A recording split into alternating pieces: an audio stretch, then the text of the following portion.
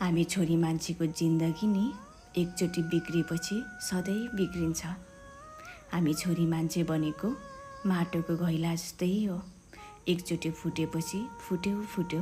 त्यो फुटेको घैला जोडिन्छ होला जोडायो भने, तर पुरानो घैला जस्तो हुँदैन। त्यस्तै हो हाम्रो छोरी मान्छेको जिन्दगी पनि। हाम्रो घरबार राम्रो भएन भने दुनियाँले हेप्छ। हामी एउटा अचानो हुन्छौँ, त्यो अचानो सबैजनाले देख्छ अनि यो त काट्ने हो, यो ठाउँमा त काट्नुपर्छ, चिर्नुपर्छ भन्ने खालको हुन्छ। सबैले आउँछन्, काटेर जान्छन्। त्यही अचानोमाथि केही सामानहरू काटेर टुक्राएर जान्छन्। पीडा कसले बुझ्दैनन्। स्वार्थी छ यो दुनियाँ। तपाईको एकचोटि जिन्दगी डामाडोल भएपछि तपाईलाई कसले हेर्दैन।